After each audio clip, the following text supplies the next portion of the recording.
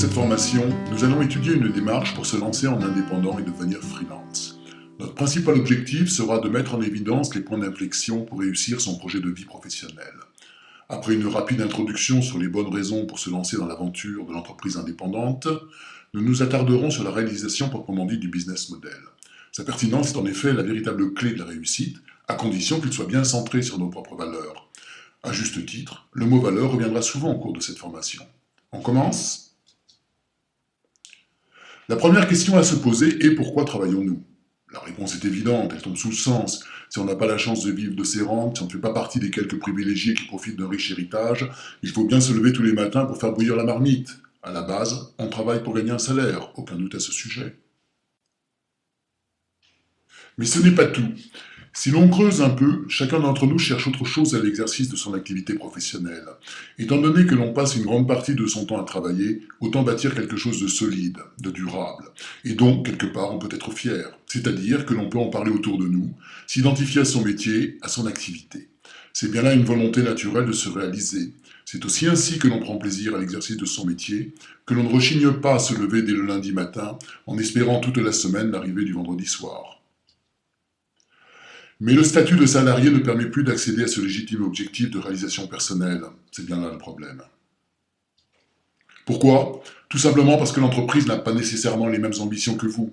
Sa finalité est bien de générer du bénéfice. Rien de bien condamnable, c'est là sa raison d'être. C'est même une raison de survie. On peut comprendre que les désirs de réalisation de carrière des salariés ne soient pas la priorité. Seuls ceux qui arriveront à bien faire coller leurs désirs avec ceux de l'entreprise ont une chance de s'en sortir. Ce n'est pas la généralité des salariés. Le décalage finit toujours par être évident. En fait, aujourd'hui plus que jamais, pour réussir à bâtir un projet de vie durablement conforme à ses ambitions, il n'y a guère d'autre solution que de se lancer en solo et de bâtir sa propre activité. Par exemple, Lucia, ici en photo, est heureuse d'avoir franchi le pas et choisi la vie de l'entreprise indépendante. Elle nous raconte son expérience sur le site asoncompte.com.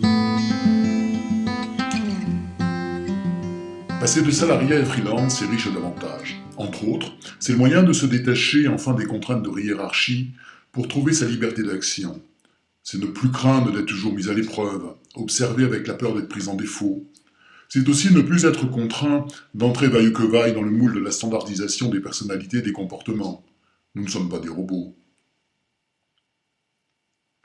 Le travailleur indépendant a ainsi la possibilité de développer une activité commerciale fondée sur une de ses passions, et de l'exercer de la meilleure façon possible. C'est aussi le moyen de laisser s'exprimer ses talents qui ne sont pas toujours reconnus à leur juste valeur par les entreprises. Restons concrets. Une bonne réussite est une réussite rentable, ne nous le cachons pas. Être freelance, c'est prendre des responsabilités et affronter des risques. C'est aussi la satisfaction d'avoir des revenus à la hauteur de ses efforts. Un freelance gagne bien sa vie. Se lancer. Encore faut-il trouver la volonté, la force et l'énergie pour vaincre ses hésitations et se lancer. De nombreux salariés sont d'accord avec ce propos et ont bien envie de franchir le pas, mais ils ne se sentent pas encore prêts et repoussent en invoquant des raisons légitimes à leurs yeux, mais fallacieuses en réalité. Passons-les en revue afin de les dépasser. On identifie 3 obstacles principaux. L'éducation scolaire, qui ne nous a pas préparés à entreprendre et à prendre des risques. La culture issue de notre milieu familial qui ne croit peut-être pas que l'entreprise indépendante est une voie de réussite, et l'éternelle procrastination qui, fondée sur une foi inébranlable en l'existence d'un temps infini, nous incite à toujours repousser les projets et systématiquement nous passons à côté de toutes les opportunités.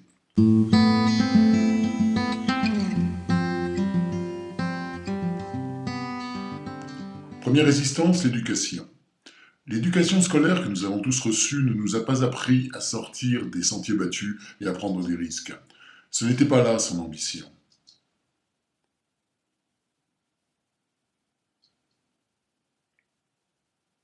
Gare à celui qui ne suit pas la consigne. Malheureusement, le mode d'apprentissage et ses erreurs n'est pas un mode d'apprentissage reconnu par l'enseignement. C'est pourtant celui-ci qu'il faudra adopter pour démarrer en solo. J'ai une idée, je la lance, ça ne marche pas tout à fait, je corrige et je recommence. Voilà comment on bâtit une activité durablement rentable. Deuxième résistance, l'environnement familial. Rares sont les familles où les enfants ont une totale liberté de choix de la manière de conduire leur carrière.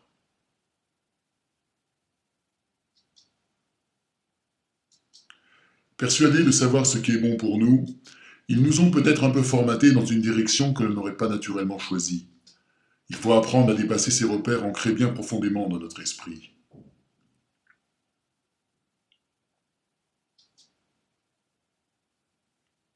Troisième résistance, la procrastination. Ah, si j'avais le temps de préparer un projet d'entreprise. Malheureusement, je suis en charrette en ce moment.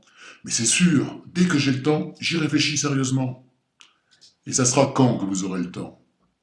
Pourquoi demain serait-il différent d'aujourd'hui si vous ne prenez aucune décision pour changer quoi que ce soit? C'est ainsi que l'on rate les opportunités. Freelance, ce n'est pas un statut. Être indépendant ne se suffit pas à lui-même. Le freelance est avant toute chose un créateur de valeur.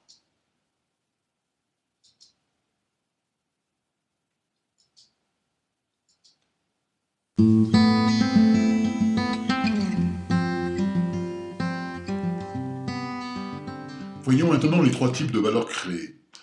Un freelance crée une vraie valeur pour de vrais clients. Il crée une valeur suffisante pour assurer la rentabilité durable de l'activité.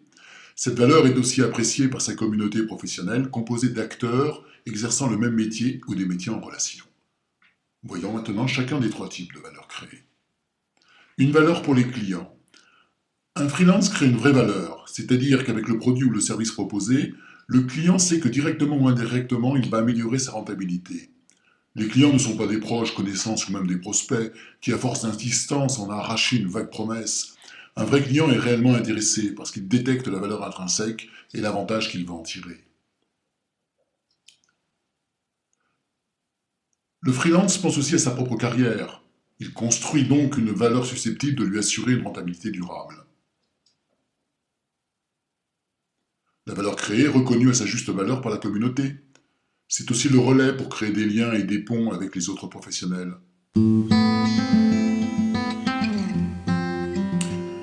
Voyons maintenant le business model du freelance. Dans cette étude, on va utiliser plutôt le terme de business model que celui de modèle économique. Un business model est bien plus généralisé maintenant. La réalisation conditionne la réussite du projet d'entreprise. En fait, tout repose sur la qualité du business model. Bon, par principe, il n'existe pas de business model prêt à l'emploi.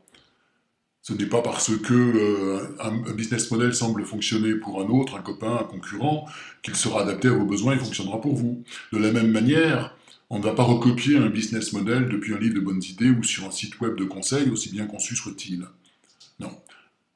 Un business model est nécessairement personnalisé.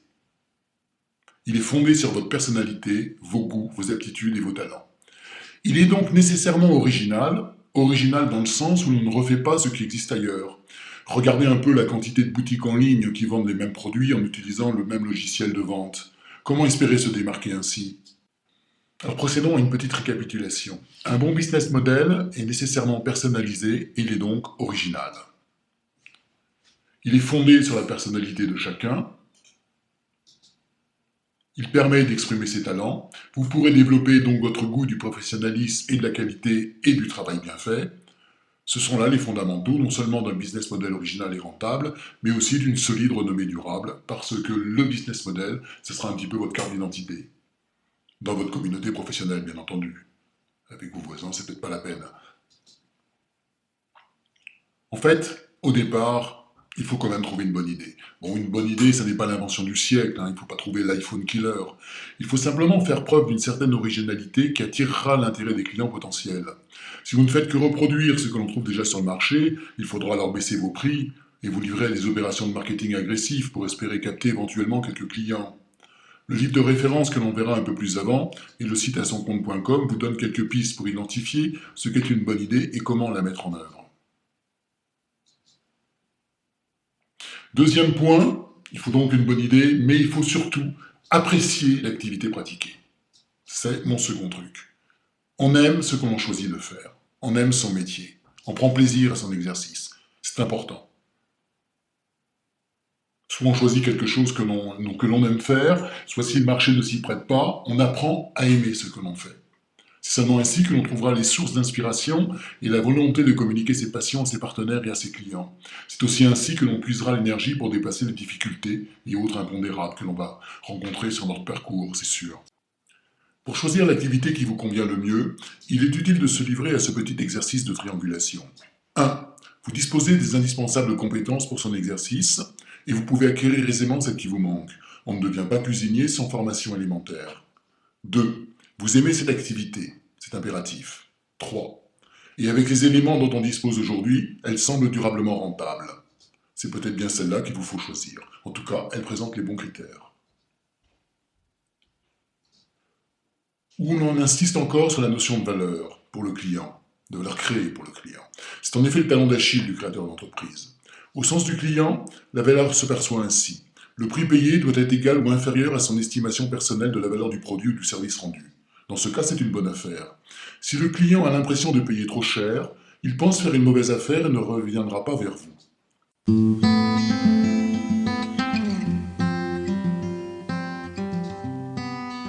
La valeur offerte satisfait les clients et dégage une marge suffisante pour couvrir les investissements, les charges et assurer un bénéfice perceptible, sans pour autant exiger des efforts durablement surhumains. Autrement dit, il vaut mieux éviter de travailler à perte. Si le passage est nécessaire pour se lancer, il importe de s'assurer que cette phase préalable reste bien dans les limites d'une phase préalable et que le seuil de rentabilité est très rapidement atteint. On ne perd pas de vue que la viabilité d'une activité commerciale dépend de ses clients. Il est indispensable d'être tourné vers le marché. On ne se contente pas d'une étude de marché et on sait que le business plan n'est pas la fin de l'aventure, mais bien le début. Aussi, on bâtit une stratégie étroitement en phase avec son public. Elle est suffisamment souple pour être adaptée en permanence aux besoins. On ne passe pas à côté des opportunités. Un business model pertinent répond précisément aux 7 questions suivantes. C'est aussi le plan du chapitre stratégie commerciale du livre de référence de cette formation. Qui, quoi, pourquoi, où, quand, comment, combien. Qui, la clientèle ciblée. Quoi, l'idée gagnante. Pourquoi, la valeur ajoutée. Où, zone d'intervention. Quand, planning de lancement. Comment, la mise en action. Combien, le financement. Il est aussi interactif avec le site associé à son compte.com. À la fin de chacun des chapitres, il suffit de flasher le QR code pour accéder directement à la page du site web correspondante à ce chapitre et consulter les informations les plus récentes et interagir si le cœur vous en dit. Ce livre est structuré en 7 étapes qui correspondent peu ou prou au déroulement de cette petite formation. Ainsi, le pourquoi passe en revue les raisons de se lancer en indépendant pour réussir son projet professionnel. Les résistances au lancement du projet que l'on a rapidement survolé sont détaillées et accompagnées d'un plan d'action pour les dépasser. Un projet de vie se construit, c'est le thème de l'étape 3. Une activité indépendante est centrée sur les valeurs, on l'a bien vu. La construction du business model est au cœur de l'activité, il est aussi le cœur de l'ouvrage. Les réseaux professionnels sont un point très important pour les indépendants. Ensuite, son efficacité professionnelle et personnelle mérite d'être améliorée tant que l'on respecte certaines limites. C'est l'objet de cette 7e et dernière étape. Il n'y a plus qu'à. Merci de votre attention.